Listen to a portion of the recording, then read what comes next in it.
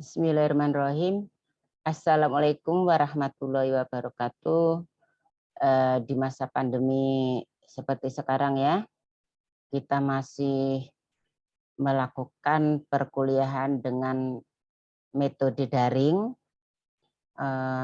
Jadi untuk pertemuan kali ini untuk mata kuliah kewirausahaan, saya juga menyampaikan materi secara daring dengan menggunakan Zoom, dan kemudian materi Ibu jelaskan, kemudian dilakukan perekaman dan akan Ibu buat YouTube. Harapannya kalian nanti bisa mendengarkan penjelasan dari PowerPoint yang Ibu sampaikan. Baiklah, akan saya share materinya.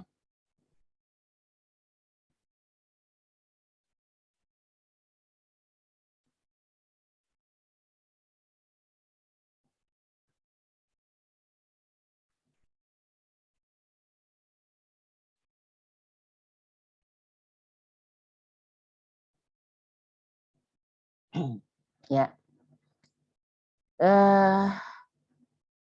materinya karakteristik wirausaha sukses. Jadi untuk menjadi wirausaha yang sukses itu berawal dari membangun mimpi dan mengejar cita-cita, ya. Jadi topik dari materi ini yang pertama itu tentang impian menjadi wirausahawan, kemudian impian itu harus smart ya. Kemudian pengertian entrepreneur atau wirausaha, kemudian pendapat para pakar mengenai kewirausahaan itu seperti apa. Selanjutnya keuntungan dan kerugiannya menjadi seorang wirausahawan. Kemudian langkah-langkah memulai suatu usaha ya. Sebagai prolog ini ya, jadi muncul pertanyaan, mau kemana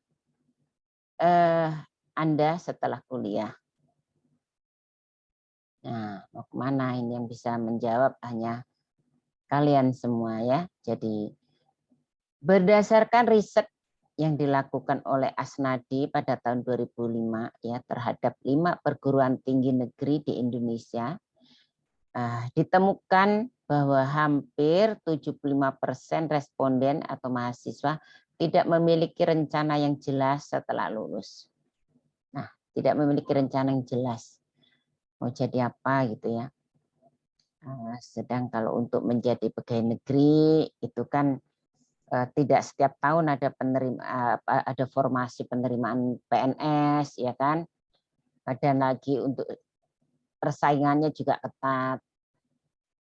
Sedangkan untuk menjadi seorang wirausahawan nampaknya apakah tidak dibekali ilmu tentang berwirausaha atau memang muncul dalam diri sendiri, tidak punya barangkali tidak terpicu untuk menjadi seorang wirausahawan ya.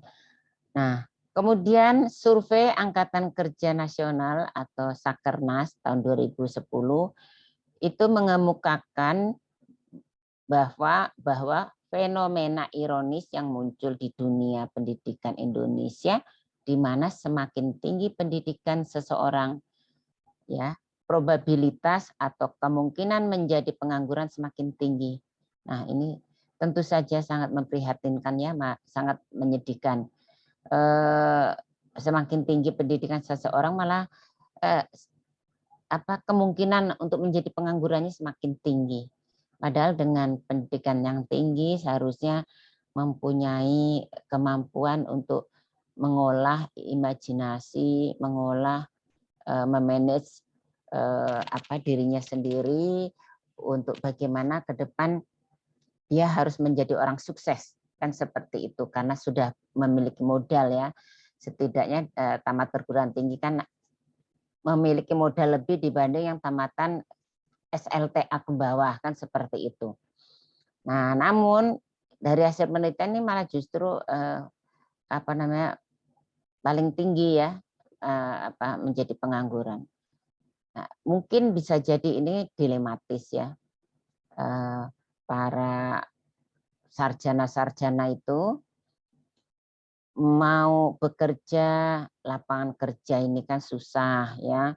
Adapun lapangan kerja mungkin jangankan yang lapangan kerja yang yang sesuai ya dengan pendidikannya, yang tidak sesuai sebagai buruh bangunan atau kuli-kuli yang harusnya itu merupakan lapangan pekerjaan bagi kelas menengah ke bawah saja itu sulit mendapatkan pekerjaan itu ya.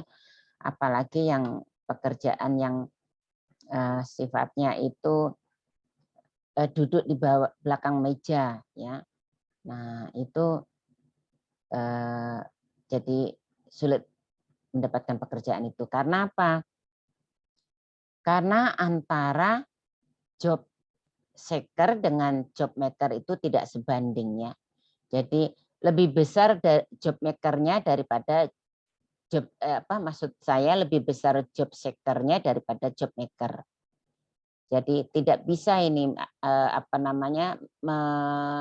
menampung ya, menampung job seeker yang begitu besar. Apa job seeker? Job seeker ini pencari kerja. Sedang job maker ini pencipta lapangan kerja, wirausahawan ya.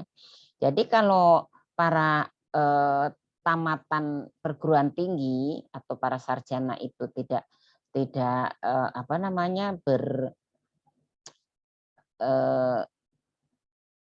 bermimpi untuk mewujudkan, untuk menciptakan job maker ini ya.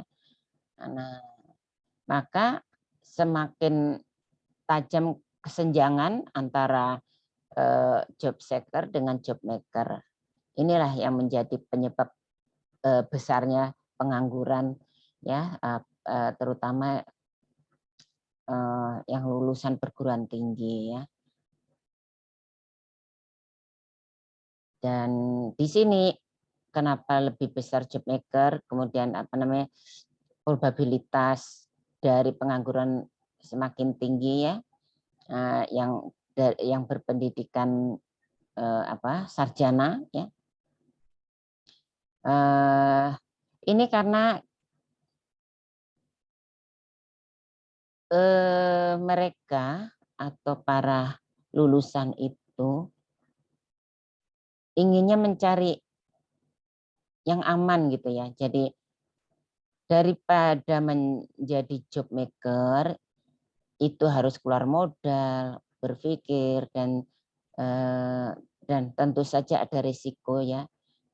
Jadi lebih baik menjadi job seeker ya. Nunggu ada lapangan pekerjaan, nunggu ada peluang seperti itu, tapi tidak mau menciptakan peluang, tapi menunggu peluang. Nah, padahal kalau menjadi job maker ini sebenarnya ya hidupnya ketergantungan dan tidak ada perkembangan. Jadi stagnan lah ya, gajinya stagnan begitu. Tapi kalau job maker ini ya, meskipun dia merintisnya dari nol, dari kecil gitu ya, tapi kalau dia dikelola dengan baik ya, dengan semangat untuk meraih sukses ya. Nah, ini dari yang kecil terus akan berkembang dan berkembang menjadi menjadi sebuah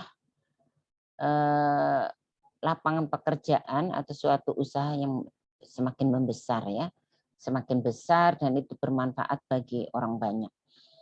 Nah, seperti itu. Tentunya kalau job maker ini dia bisa dengan leluasa ya, mau kemana saja melangkah, ada duit dan dialah yang mengatur waktu, bukan dia diatur oleh waktu. Tapi kalau job seeker ini dia diatur oleh waktu ya. Tidak memiliki keleluasaan waktu mau pergi kemana-mana misalnya seperti itu. Nah, harusnya para generasi muda itu berpikir bagaimana saya untuk menjadi job maker agar apa ya, status sosialnya meningkat, kemudian pamor meningkat, seperti itu ya.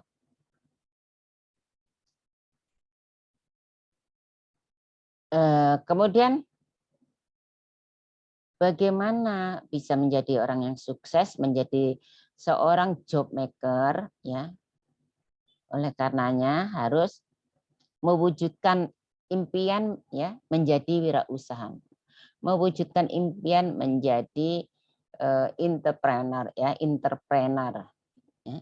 Jadi 3 hal ini yang harus ada dalam diri seorang wirausahawan ya. Berani untuk menjadi wirausahawan. Nah, itu pertama tuh berani harus untuk menjadi wirausahawannya.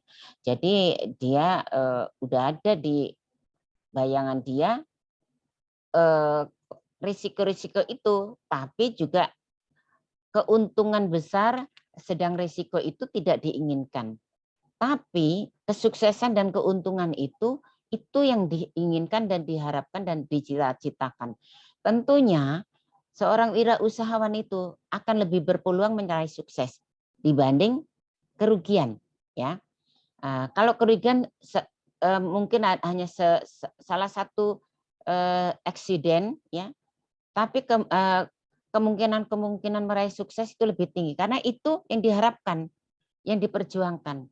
Sedang kerugian itu tidak diinginkan, tentu berusaha untuk menghindari kerugian. Nah, di sini.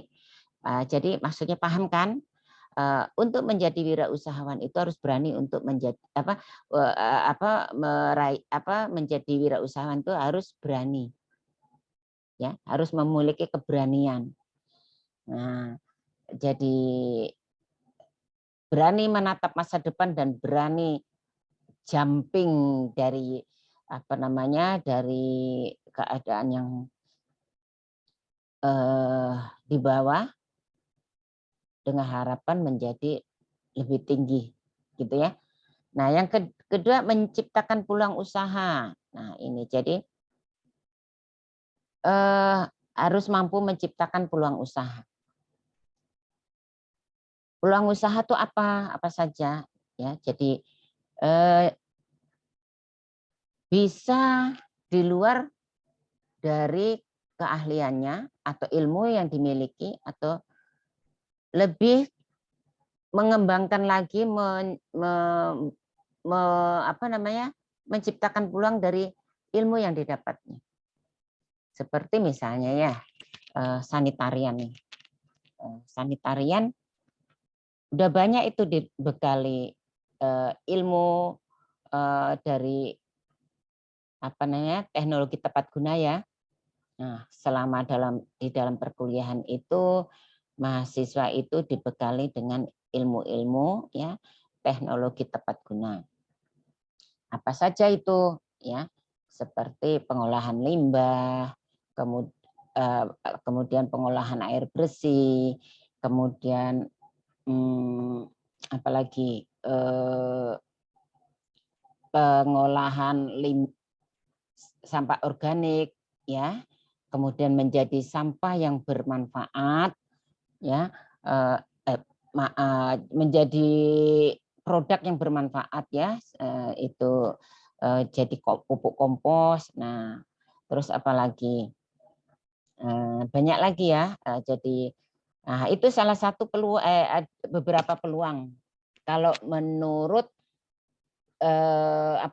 disiplin ilmu yang didapatkannya di bangku kuliah dan dikembangkan. Banyak lagi ya, juga dari sanitarian itu kan melakukan penelitian tentang misalnya bahan alami ya, bahan alami, apakah itu dari contohnya misalnya daun serai ya, bisa mengusir nyamuk ya kan, daun serai itu bisa mengusir nyamuk. Nah, itu hasil penelitian lulusan sanitarian, lulusan ya yang para alumni kesehatan lingkungan itu banyak penelitian-penelitian yang dari penelitian itu mahasiswa menciptakan suatu produk. Produk apa? Misalnya lilin aromatik. Nah, itu kan bisa dikembangkan ya, kemudian menjadi menjadi suatu produk yang menghasilkan nilai tambah ya.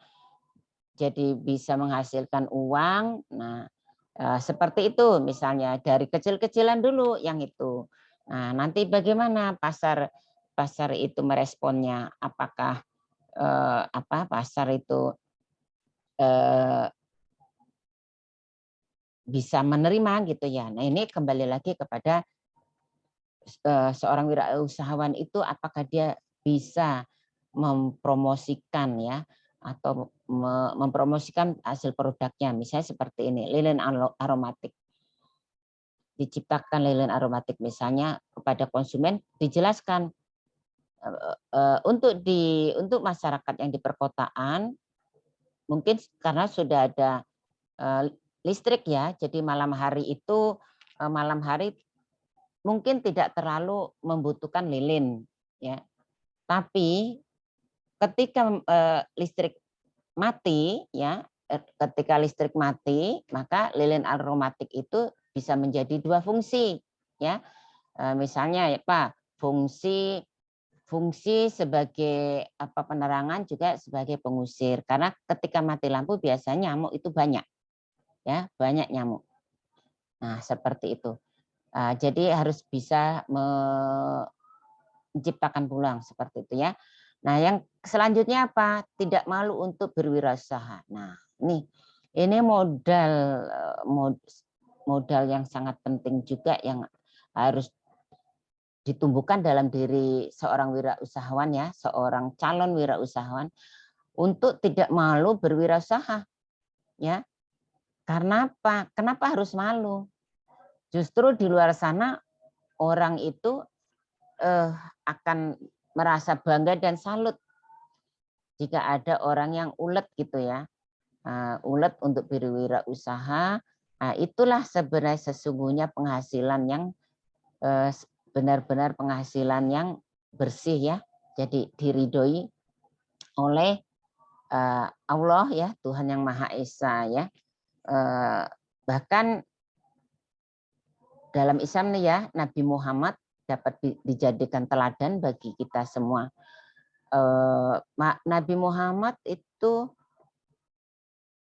seorang seorang pedagang ya, yang dari satu negara ke negara lain ya berdagang. Nah, di situ udah dicontohkan oleh Nabi Muhammad. Berdagang itu lebih lebih bersih gitu ya. Karena penghasilan sendiri, terus lebih berkah lah gitu ya menjadi pedagang. Makanya coba lihat saja orang yang berdagang semakin hari semakin berkembang gitu ya. Asalkan dengan manajemen yang benar-benar dikelola dengan baik. Nah, seperti itu. Sebenarnya ya Nabi Muhammad dapat sebenarnya itu memberikan teladan untuk berdagang, tapi justru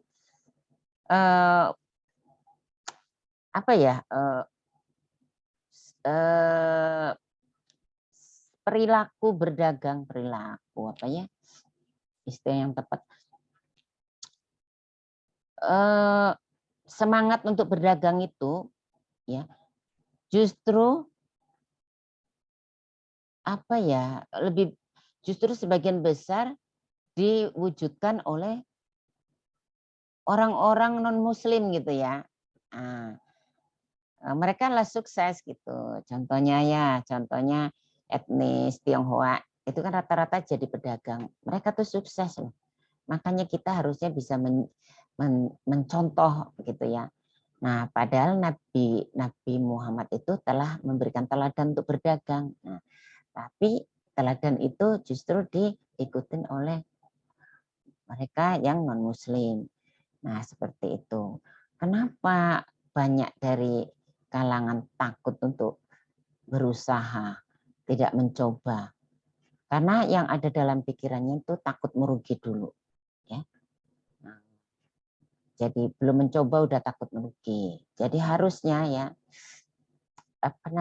harus dimunculkan dalam diri kita sendiri ya semangat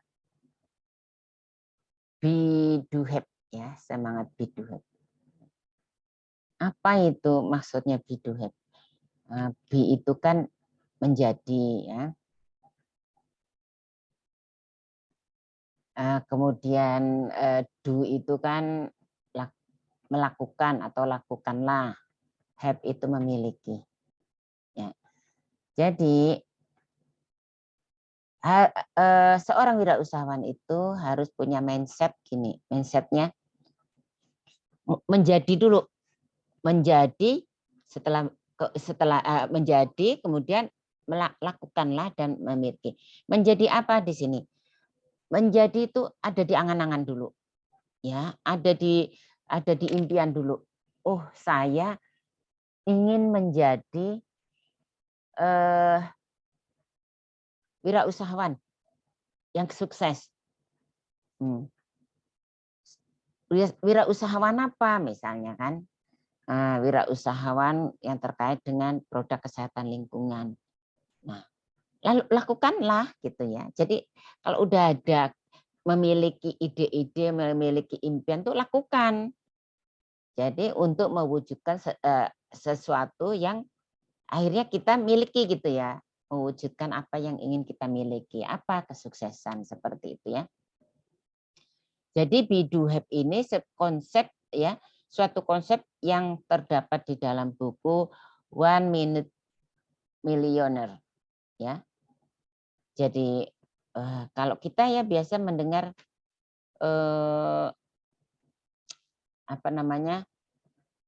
waktu adalah uang, time is money kata orang kan, waktu adalah uang. Nah di dalam buku ini ya seperti itu, one minute millionaire ya. Jadi 1 menit itu berarti sekali untuk menjadi seorang milioner. Nah, ya. Jadi waktu adalah uang. Berpikirlah seperti itu sehingga kita bisa memanfaatkan waktu dengan sebaik-baiknya. Begitu ada impian terus dan berpikir untuk mewujudkannya. Ya. Kemudian nih think that you do and do think what you do and do what you think ya. Bahasa logat Jawanya nampak jadi kaku bahasa Inggrisnya. Apa itu artinya? Yaitu pikirkan apa yang kamu pikirkan apa yang kamu lakukan dan lakukan apa yang kamu pikirkan. Ya. Jadi gini, kamu mikirkan apa sih aku akan melakukan apa? Ya, saya akan melakukan apa? Kan ada di pikiran dulu tuh. Oh, saya akan melakukan memulai suatu usaha. Usaha apa? Usaha pengolahan limbah. Nah, maka lakukanlah apa yang kamu pikirkan itu dan wujudkanlah gitu ya. Jadi jangan stagnan jangan stagnan atau jalan di tempat ya, punya pemikiran tapi tidak dilakukan, tidak diwujudkan. Nah, itu. Jadi harus semangat untuk menjadi seorang wirausahawan, harus semangat dan pantang menyerah ya. Ada seorang yang bersemangat dan pantang menyerah itu maka dalam pikirannya itu bahwa hidup itu masih lama ya, dan ingat pasti mampu gitu ya. Nah itu terus dan kalian untuk menjadi seorang wirausahawan dan harus semangat dan pantang menyerah itu ya. Jadi mengingat kembali tentang kesuksesan siapa? Kalau diri kita belum pernah memulai tentu kita tidak bisa mengingat saat sukses. Kalau ada yang pernah sukses, kemudian tidak sukses, maka ingat kembali kesuksesan itu. Nah, kalau kita belum pernah memulai, ingatlah kesuksesan orang. Ya, jadi orang-orang besar yang berawal dari yang saat ini sukses itu tidak langsung ya menjadi orang sukses, tentunya dia juga merintis atau merangkak dari bawah. Nah, itu maka itu dipelajari ya, orang-orang sukses itu bisa jadi sukses dipelajari, kok mereka bisa sukses kenapa saya enggak gitu ya. Nah, seperti itu. Nah, jadi harus bersikap optimis gitu. Orang lain bisa, masa saya enggak? Nah, cari tahu kenapa kok bisa sukses. Nah, seperti itu. Apa sih kunci sukses itu? Nah, seperti itu ya. Nah, tapi jangan lupa semuanya itu semangat, kemudian apa namanya, semangat, harapan, dan sikap pantang menyerah tetap harus diikutin dengan kita sebagai umat manusia yang diciptakan oleh Tuhan yang Maha Esa, ya, orang yang tentu saja lemah ya, adalah manusia itu lemah. Maka mintalah kekuatan sama Tuhan, ya, sama Allah Tuhan yang Maha Esa, minta kekuatan ya, minta pertolongan dan bantuan dari Allah Tuhan yang Maha Esa, untuk dihindarkan dari risiko rugi dan diberikan kesuksesan. Nah, harus berjanji dalam diri sendiri bahwa sukses itu karena pertolongan Tuhan, pertolongan Allah. Maka ada kewajiban dari harta kita untuk diinfakkan seperti itu ya, agar meraih keberkahan. Ya, bukankah Tuhan mengatakan di dalam Al-Quran bahwa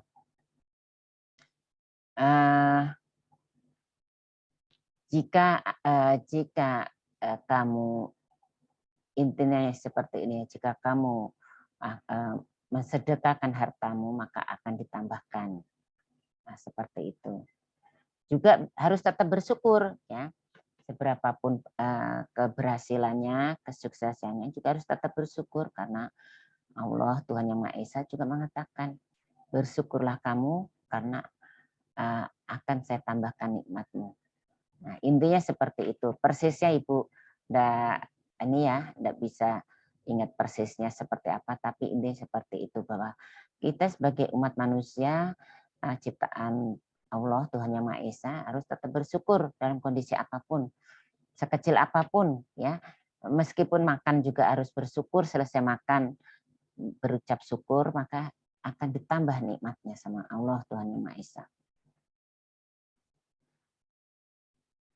Nah, kemudian makna be do have.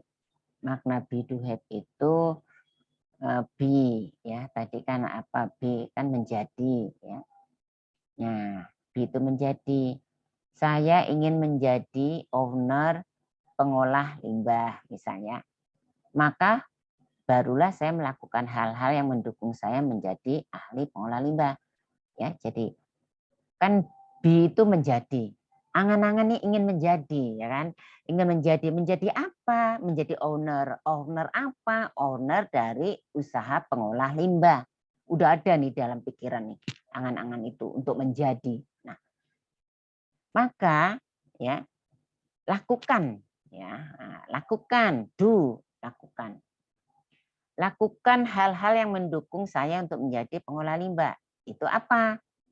Dengan membeli, lakukanlah membeli alat-alat, membaur kepada para ahli. Nah, pertama membaur dulu Pak kepada para ahli limbah untuk menjadi seorang pengolah limbah itu apa sih yang dibutuhkannya, ya, materialnya apa, kemudian alat-alatnya apa, ya.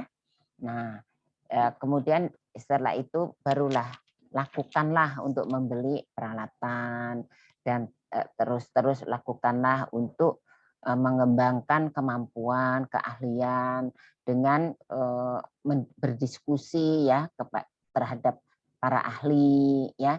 Kemudian juga sudah bisa membaca kemungkinan ya. Jadi seorang wirausahawan itu sudah di awal sebelum melakukan usaha itu harusnya sudah bisa membaca nih potensi kerugian dan potensi keuntungan. Nah, tapi kalau potensi kerugian ini kan kalau tidak mengelola itu dengan benar-benar maka akan mengelola dengan benar dan penuh kehati-hatian. Ya kan? Oleh karenanya sudah tahu nih kuncinya supaya menghindari kerugian maka harus dikelola dengan baik dan penuh kehati-hatian. Nah, kalau sudah melakukan itu maka kemungkinan suksesnya itu lebih besar, lebih tinggi daripada kerugiannya. Nah, ya jadi diskusikan dengan para ahli, mentor atau guru ya atau pakar dan tindakan-tindakan lainnya setelah ini apa gitu, setelah melakukan gitu ya, membeli peralatan ya, maka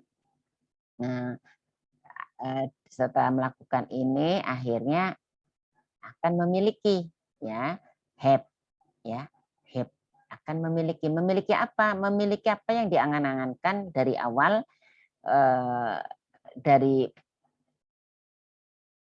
berkeinginan menjadi kemudian melaksanakan atau melakukan dan mendapatkan apa hasil yang telah dilakukannya ya. Nah, seperti itu. Apa itu hasilnya? Tentu saja materi yang diinginkannya ya. Nah, seperti itu. Jadi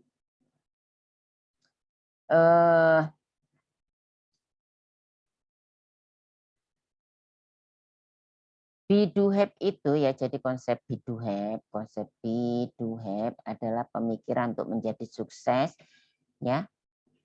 Kemudian melakukan langkah-langkah sukses untuk mencapai kesuksesan ya. Jadi muncul dari pemikiran dulu ya.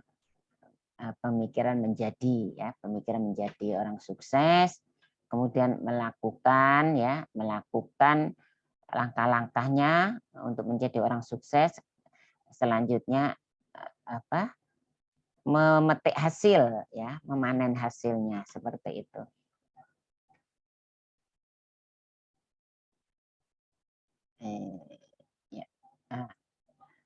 Nah, impian itu harus smart supaya bisa diwujudkan ya, harus smart. Apa saja impian yang smart itu ya? Jadi memiliki impian itu yang jelas ya, jelas spesifik gitu ya, spesifik. Apa itu artinya spesifik ya? Impian itu harus jelas mengenai apa yang kalian inginkan ya, yang Anda inginkan. Jadi dengan demikian Anda akan lebih mudah dalam membuat perencanaan ya. Jadi tuliskan impian Anda dan buatlah rencana aksi untuk meraihnya. Seperti itu tadi ya, sudah Ibu jelaskan di awal. Kalau mau menjadi seorang pengusaha pengolah limbah ya. Nah, jika Anda sudah membuat impian ya, jadi buatlah impian yang lebih spesifik ya. Baik itu impian jangka pendek maupun impian jangka panjang. Impian jangka pendek apa? Impian jangka pendek pada umumnya meraih keuntungan gitu ya. Untung dulu nih impian jangka pendek, jangan sampai merugi. Nah, impian jangka panjangnya apa? Impian jangka panjangnya perusahaan semakin berkembang ya, berkembang dan terus eksis ya, seperti itu ya. Dan lebih luas lagi bisa merekrut tenaga kerja yang lebih banyak seperti itu.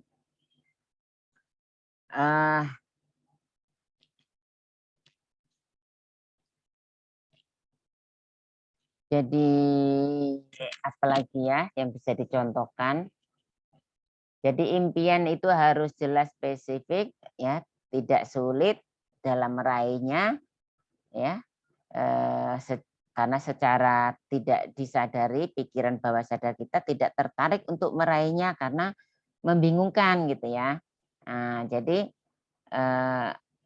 jadi bermimpilah yang dapat kira-kira dapat meraih. Jangan bermimpi misalnya mau apa namanya membuat mengawin silangkan misalnya antara ayam dengan kucing kan tidak mungkin seperti itu nanti.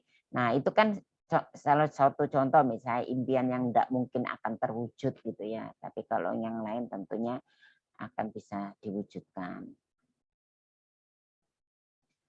Pengertian entrepreneur ya, pengertian entrepreneur ya, atau wirausaha. Ya. Jadi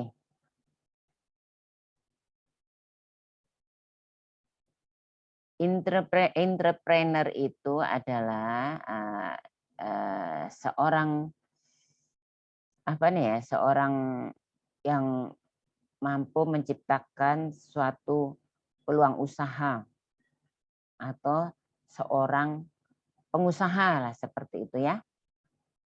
Nah, seorang pengusaha ini ya pandai melihat peluang usaha, ya, melihat kemudian memanfaatkan. Melihat apa? Contohnya peluang usaha. Nah, di zaman apa namanya saat ini nih kita ke masalah kesehatan lingkungan dulu. Ya, masyarakat sekarang sudah mulai menyadari, ya, sudah mulai menyadari pentingnya kesehatan, karena mereka tahu sehat itu mahal, ya, sehat itu mahal karena kalau kita udah mulai sakit harus mengeluarkan biaya yang besar seperti itu. Sedang untuk meraih sehat itu harus kita bisa mewujudkan lingkungan yang sehat, ya. Nah, lingkungan sehat itu yang tidak tercemar oleh bakteri patogen atau apa namanya kuman ya. Nah, kuman yang biasa ada di lingkungan kita yang media penyebarannya yang bisa air, bisa tanah ya, yang pada akhirnya itu akan masuk ke tubuh manusia melalui saluran pencernaan. Nah, itu apa misalnya ya? Sumbernya dari tinja. Karena tinja itu membawa kuman E. coli. Nah, E. coli itu dapat menyebabkan diare, disentri, apalagi yang terkait dengan infeksi saluran pencernaan ya. Nah, itu disebabkan misalnya lingkungan tanah tercemar oleh tinja. Kenapa sih bisa tercemar oleh tinja? Karena masyarakatnya belum memahami tentang pengelolaan limbah yang baik ya. Terutama limbah dari jamban keluarga ya. Nah, umumnya saat ini nih orang membuat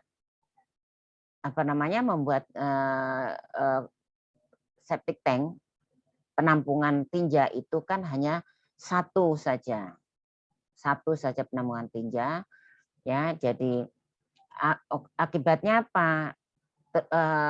Dia air tinja yang keluar itu masih benar-benar tinja. Jadi hanya tinja cair gitu ya. Nah, itu kan tidak sehat bagi lingkungan karena tinja itu akan membawa kuman-kuman E. coli dan yang lainnya ya.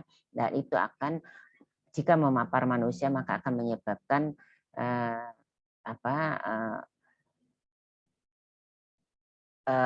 kesakitan bagi manusia ya. Nah, disitulah seorang sanitarian itu harus memberikan mempromosikan gitu ya sebelum memperkenalkan misalnya pengelolaan limbah yang benar seperti apa supaya terbebas dari pencemaran limbah di lingkungannya. Oh, jadi pengelolaan limbah yang baik, limbah dari jamban keluarga itu dengan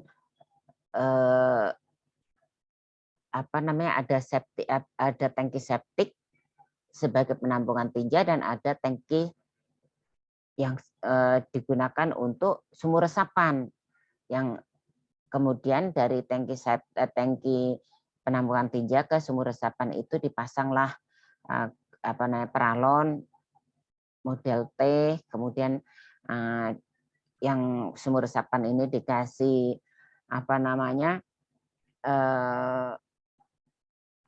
media sarang tawon sebagai rumah mikroba untuk mengurai limbah itu sehingga limbah yang keluar sudah aman ya, sudah aman karena limbah yang keluar tuh harus itu juga dikasih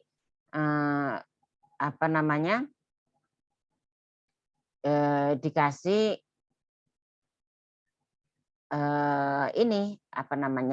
kaporit ya supaya untuk membunuh kuman. Nah seperti itu.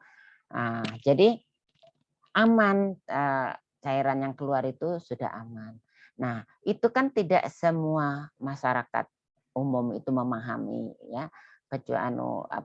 Kalau mereka memahami tentu saja sudah menerapkan. Tapi karena tidak memahami, umumnya rumah-rumah itu hanya tangki septiknya tempat penampungan limbah jamban keluarga itu hanya satu, tidak ada sumur resapan, juga tidak ada sistem filterisasi. Nah itu dipromosikan seperti itu. Nah itu artinya kan melihat peluang usaha ya. Jadi itulah peluang usaha karena masyarakat masih belum memahami dan masih menggunakan cara-cara yang belum tepat. Nah lalu dari melihat peluang usaha ini, manfaatkanlah itu untuk sebagai peluang usaha. Nah, tawarkan kepada masyarakat cara-cara yang benar, ya. Kemudian juga dengan biaya-biaya yang tentu saja terjangkau, ya. Nah, ini peluang usaha ini ya. Nah, kemudian setelah memanfaatkan peluang usaha itu, nah ciptakanlah peluang usaha itu, ya. Jadi mulailah membuat istilahnya kerjasama atau mulailah melaksanakan ketika sudah memanfaatkan peluang usaha dan menawarkan kepada konsumen mau ya menggunakan jasa kita, jasa pengelolaan limbah. Nah itu ciptakanlah itu peluang usaha itu dengan sebaik-baiknya sambil terus dipromosikan ya, maka itu akan tentu saja itu akan bisa diterima masyarakat dan karena manfaatnya sangat baik dan tentu saja rumah itu kan manusia itu tetap terus berkembang dan akan membangun rumah dan pasti akan membutuhkan yang namanya pengelolaan limbah ya. Jadi tip untuk mencari peluang usaha itu ya mengenali potensi diri dulu, kemudian mengamati kebutuhan masyarakat ya, kemudian mencari supplier, penyuplainya ya. Jadi kalau kita pengelolaan limbah cair itu suppliernya apa? Suppliernya misalnya gorong-gorong, kalau mau yang umumnya ya gorong-gorong itu ada yang mensuplai ya, mensuplainya gitu ya. Terus apalagi misalnya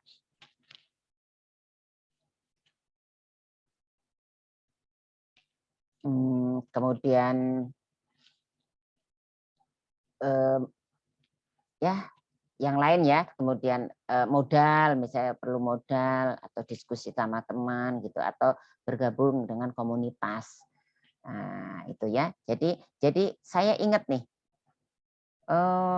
saya waktu itu beli bibit apa namanya, anggur ya. Ternyata anggur yang saya tanam itu anggur Isabella. Anggur Isabella itu ternyata anggur yang hanya untuk pembibitan. Jadi untuk setek atasnya yang unggul, bawahnya itu Isabella. Akhirnya buahnya tuh enggak bagus ya. Ternyata ada dari komunitas budidaya anggur, tanaman budidaya anggur. Jadi ada punya ibu diambil untuk pembibitan dan ibu mendapatkan bibit anggur unggul. Nah, jadi disitulah jadi saling bertukar. Nah, seperti itu ya. Jadi ternyata setelah ini ibu tanya, rupanya ada komunitasnya gitu. Komunitas pengembang anggur. Nah, anggur itu ya kalau kalian semua pandai menangkap peluang itu. Anggur itu ibu beli satu pohon anggur bibit itu ya 125. Bayangkan. Itu yang pohon anggur itu yang diambil, yang ditebang itu mau dapat berapa ribu itu untuk setek itu ya, untuk yang bagian bawahnya. Nah, seperti itu. Jadi itu sebagai gambaran-gambaran. Jadi sekarang nih banyak ya peluang-peluang usaha ya. Apalagi sekarang udah teknologi internet ya, udah gampang peluang usahanya. Kalau mau keluar dari disiplin ilmu bisa misalnya menjadi penulis artikel ya, penulis artikel itu kemudian menjadi desain grafis, kemudian menjual jasa pembuatan website dan lain-lainnya. Bahkan banyak orang yang kaya setelah menjadi YouTuber ya. Orang jadi terkenal menjadi YouTuber. Nah, itu salah satunya. Di luar misalnya di luar disiplin ilmu kesehatan lingkungan ya. Jadi untuk melihat peluang usaha ini bisa juga dari masalah yang dialami. Masalah yang dialami diri sendiri ya, misalnya gimana ya, udah sekian lama tamat kuliah kok enggak dapat kerjaan. Ya.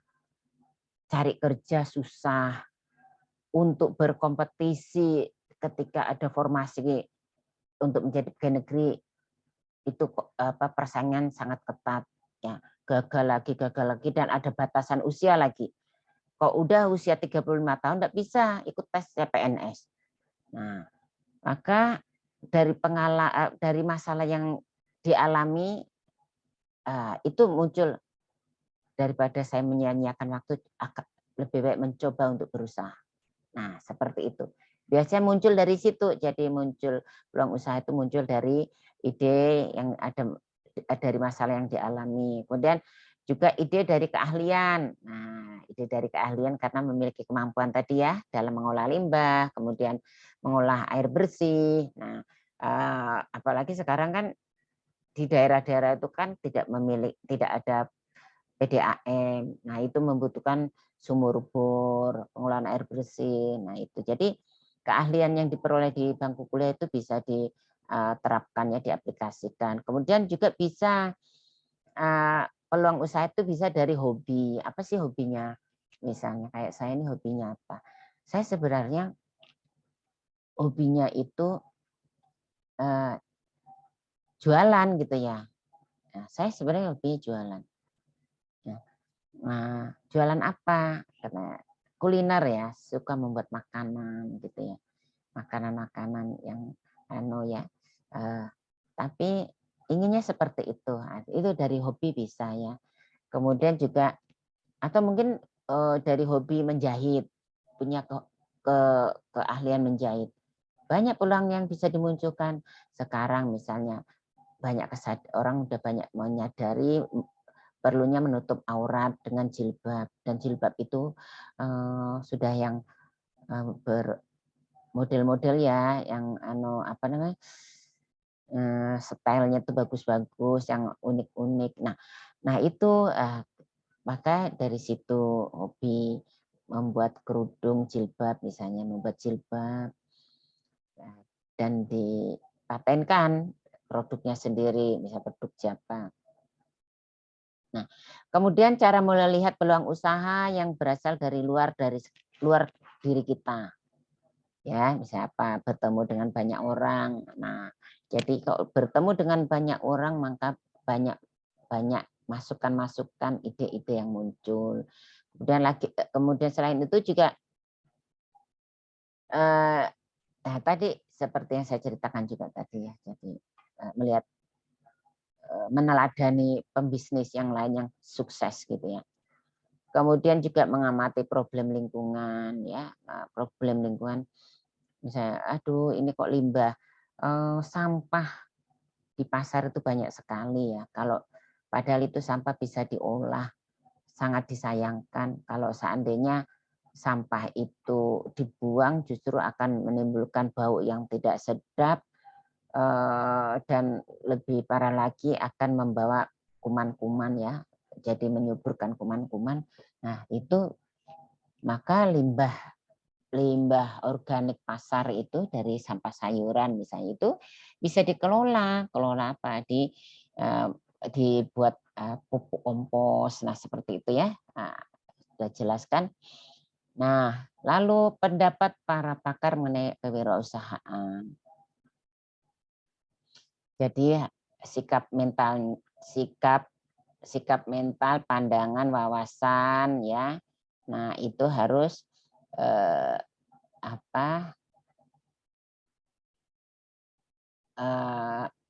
harus yang baik ya. Kemudian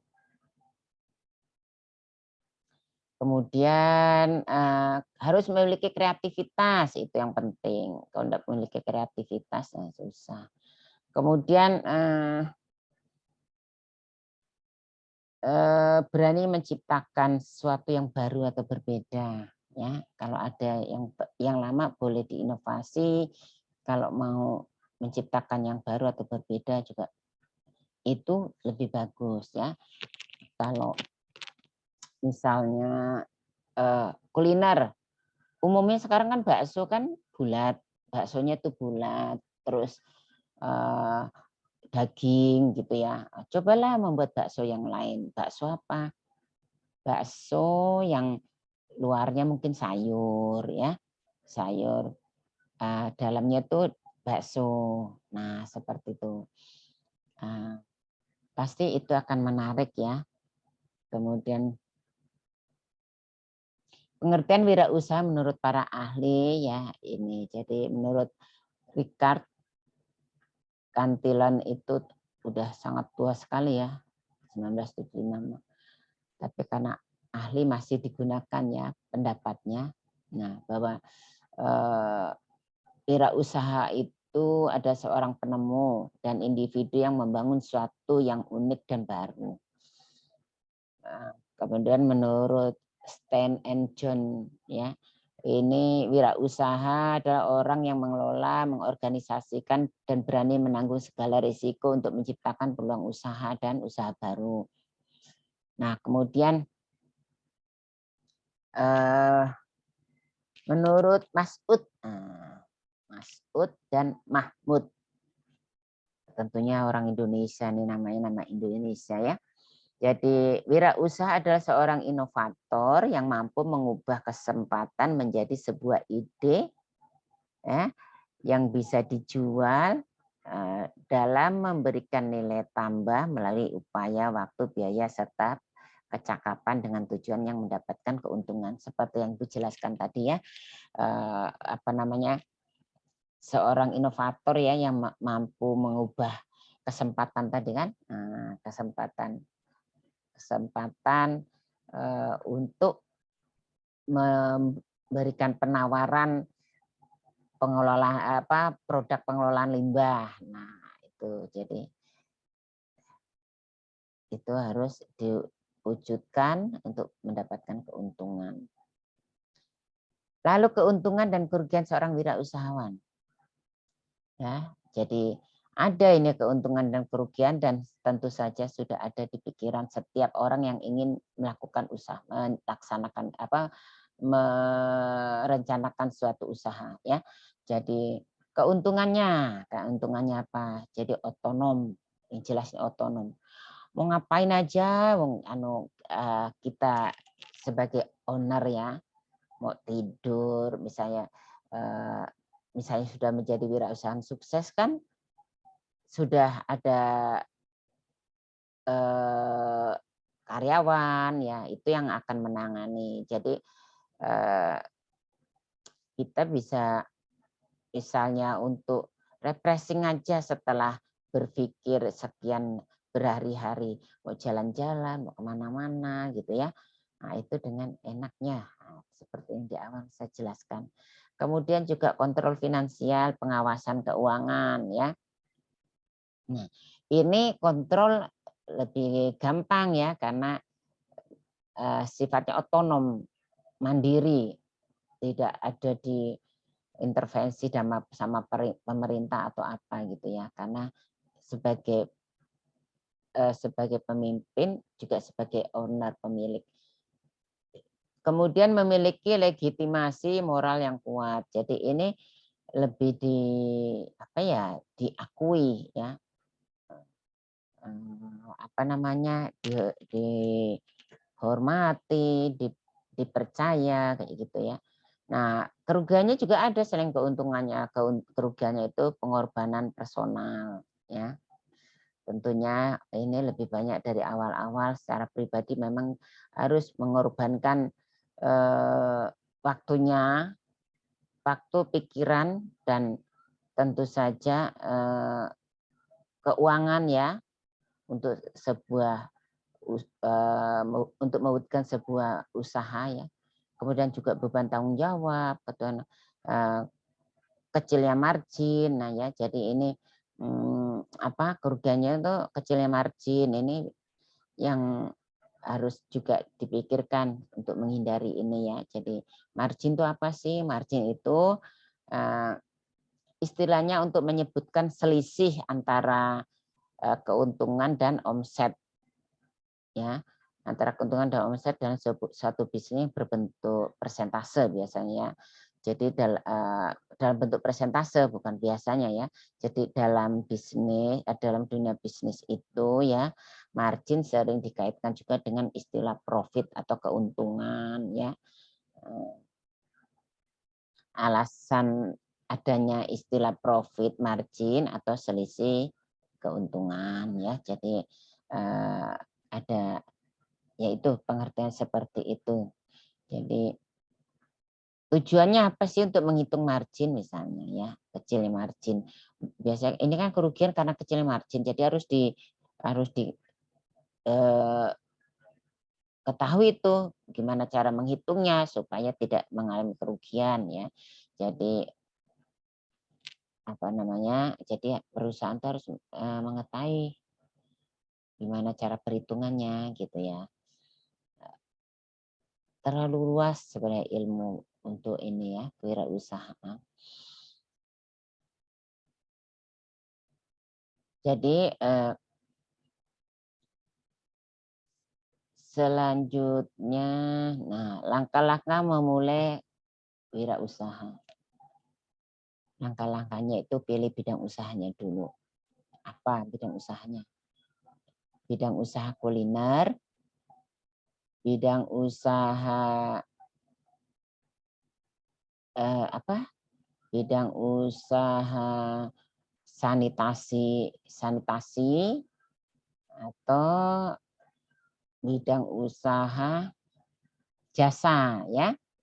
Nah, jasa apa misalnya kalau sanitarian itu bidang usaha jasanya itu sebagai tenaga pest control ya, pengusaha pest control ya, pengendalian hama banyak membutuhkan tenaga pest menggunakan keahlian pest control ya, banyak rumah sakit membutuhkan, klinik-klinik, hotel ya. Nah, itu bisa dijadikan peluang sebagai usaha usaha jasa ya. Nah, kemudian langkah selanjutnya itu perluas dan perbanyak jaringan bisnis dan pertemanan. Nah, ini jadi supaya dapat ilmu juga pengembangan bisnisnya seperti apa. Selain itu juga siapa tahu dari perbanyak jaringan dan pertemanan ini ada juga yang ingin gabung berbisnis ya. Tentu ini akan menguntungkan karena apa namanya, risiko akan ditanggung bersama ya. Nah, risiko akan ditanggung bersama, risiko yang tentunya yang ditakutkan oleh para pengusaha itu ya, risiko itu. Kemudian pilihlah keunikan dan nilai unggul dalam produk atau jasa Anda. Ya, pilihlah keunikannya apa. Ya, kalau mau jasa, uniknya apa sih jasa? Ya, apa ya? Kalau keseling ya tadi lah ya, jasa pengolahan limbah, jasa pengendalian hama, terus apa lagi tuh? Ya, bisa membuat produk ya, produk apa misalnya? Produk lilin aromatik dari hasil temuan penelitian ya, misalnya meneliti apa ekstrak serai ya, ekstrak daun serai itu kan efektif untuk mengusir nyamuk. Nah, kalau sekarang kan udah ada Revelen, udah ada ya. Kalau Revelen itu kan bisa berdampak ke kulit gitu ya. Kalau model pakai semprot, nah itu partikel-partikel dropletnya itu kan bisa terhirup gitu ya secara langsung. Nah, mungkin punya pilihan keunikan lain apa? Jadi untuk mengusir nyamuk dengan cara membuat lilin aromatik.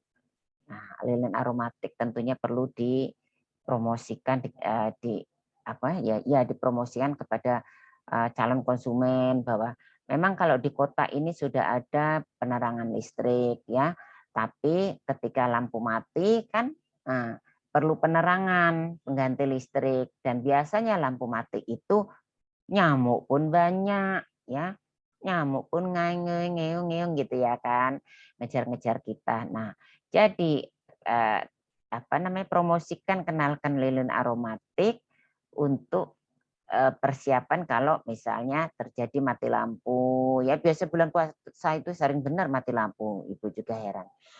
Ya, jadi kalau begitu mati lampu kan nyalakan lilin aromatik, selain untuk penerangan juga aromanya itu untuk mengusir nyamuk. Nah, itu.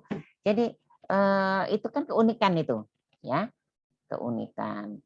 Kemudian jaga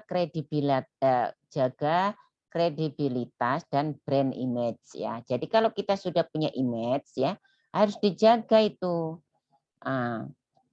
Terutama kalau kuliner ya, kuliner itu kan langsung dirasa.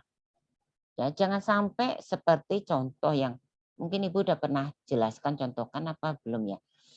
Nah, dulu ya di sekitar daerah Ibu nih ada seorang pengusaha bakso ya, pengusaha kecil-kecilan lah gitu ya.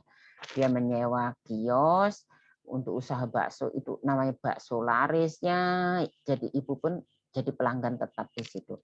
Karena dia nih membawa apa ya, menawarkan nilai-nilai agama, jadi halal ya. Nah, halal, kemudian produknya mie-nya buat sendiri dan baksonya itu terasa enaknya, empuk, terasa dagingnya. Nah, kemudian dia ngontrak kios. Rame banget, saking ramenya. Rame banget pokoknya sampai kadang-kadang enggak bagian tempat kursi gitu ya. Itu sampai yang punya tempat penyewaan tuh mungkin ya berpikir, ini kok rame, coba aku kalau saya ini buka sendiri tentu akan menguntungkan gitu ya. Akhirnya diputuslah untuk tidak lanjut mengontrakkan kiosnya. lalulah pindah di suatu tempat itu ya. Nah, setelah pindah di suatu tempat, saya pun tetap lagi ibu ya ke situ ya.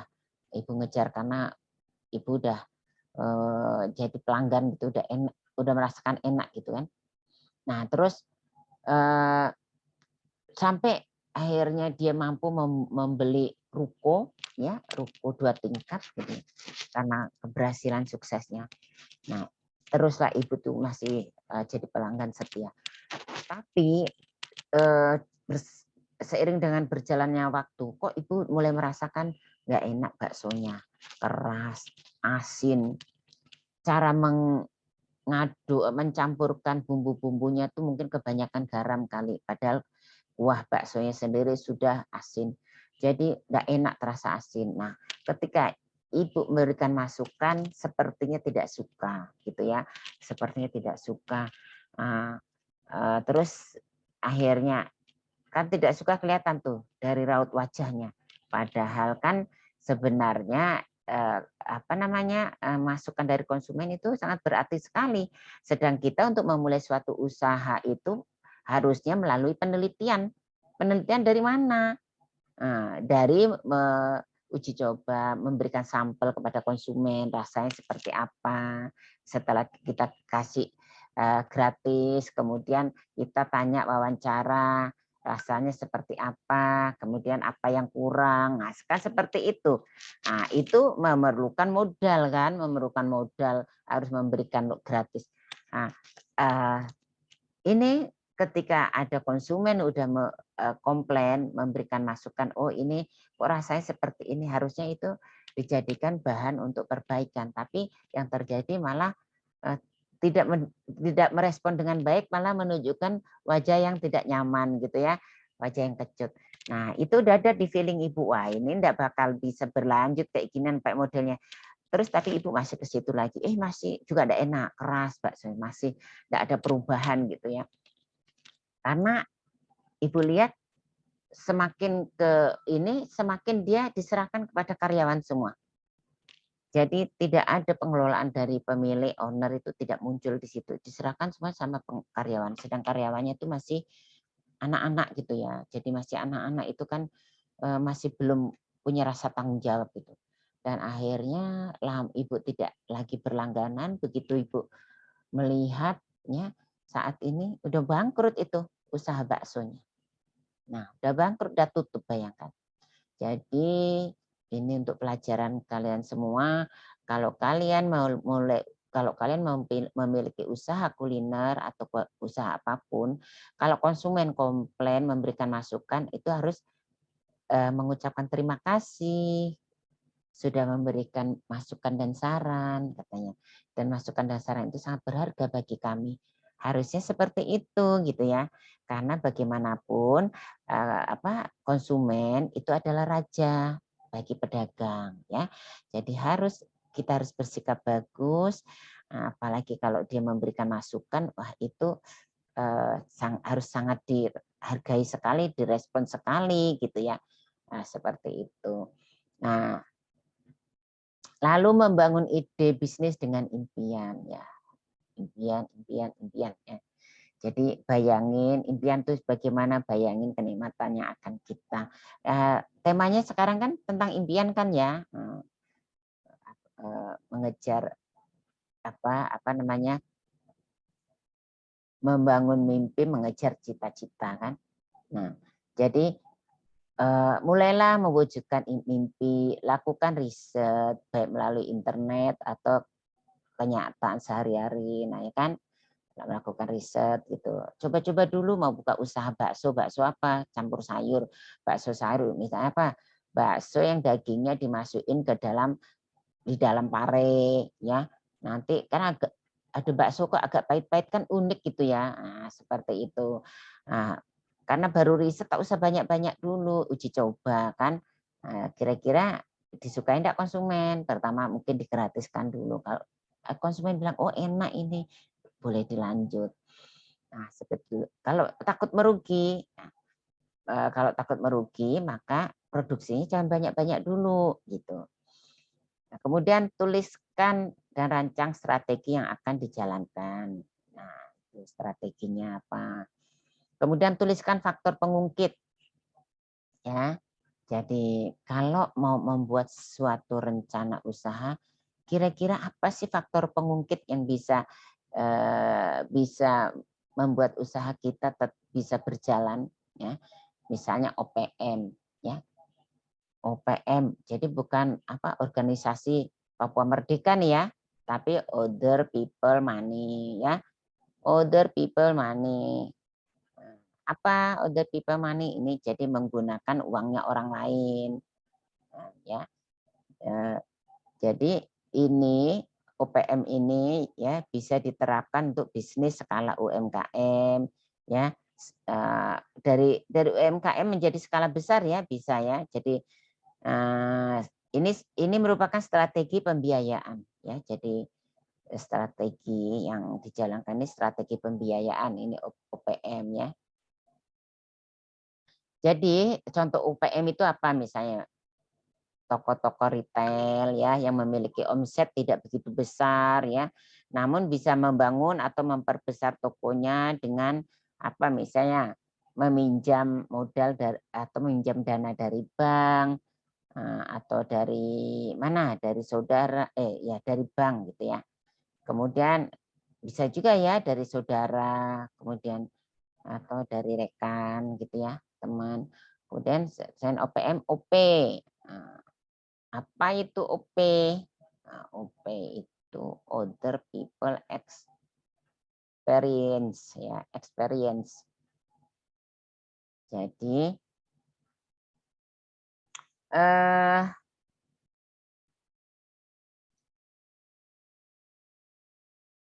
OP ini berarti kan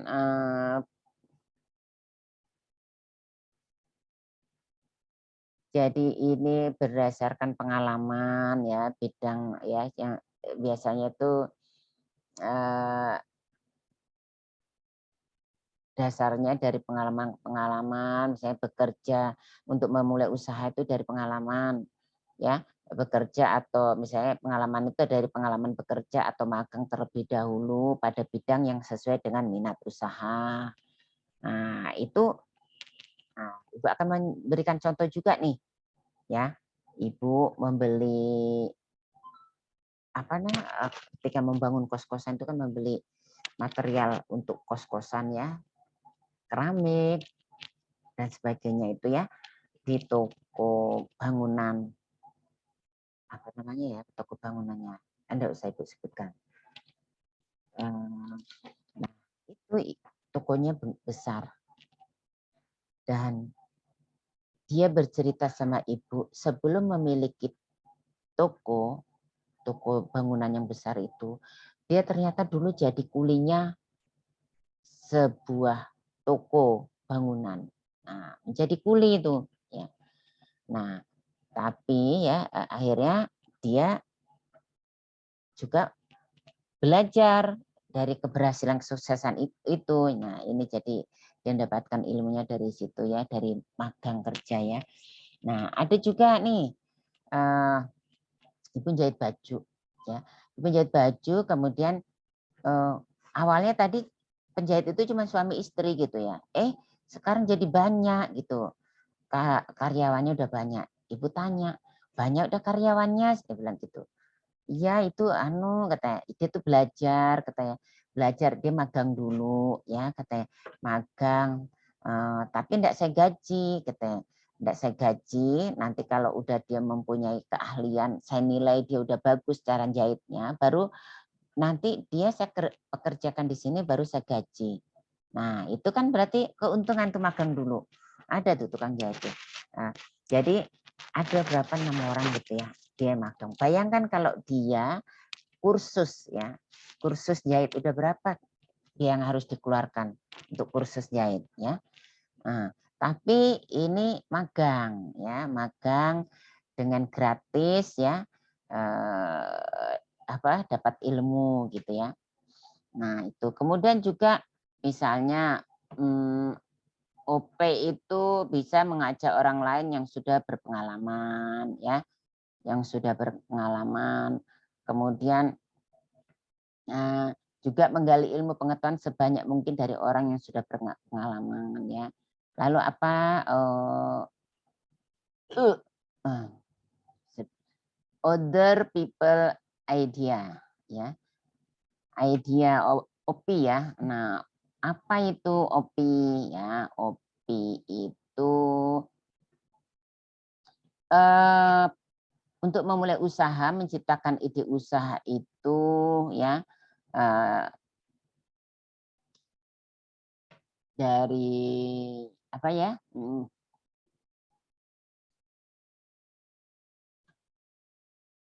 Ide usahanya itu dari orang lain ya, bisa jadi orang lain ide usahanya ya.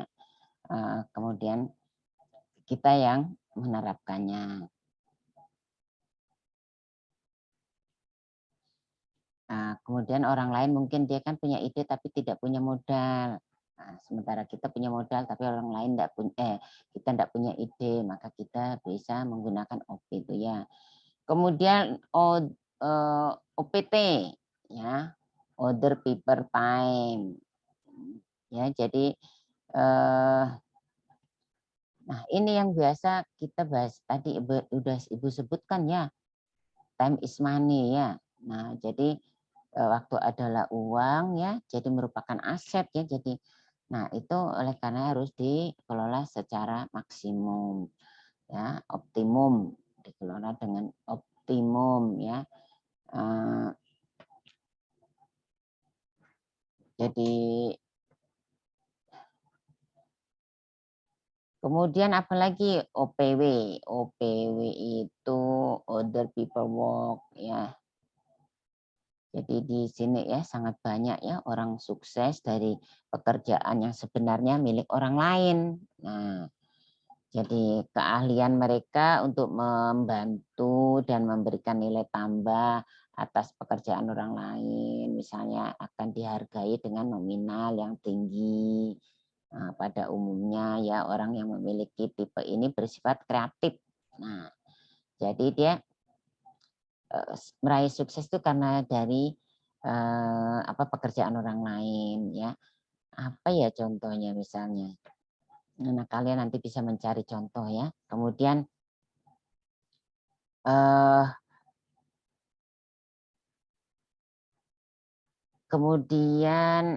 ya membantu misalnya pemilik produk agar mudah dan cepat terjual, misalnya seperti itu ya.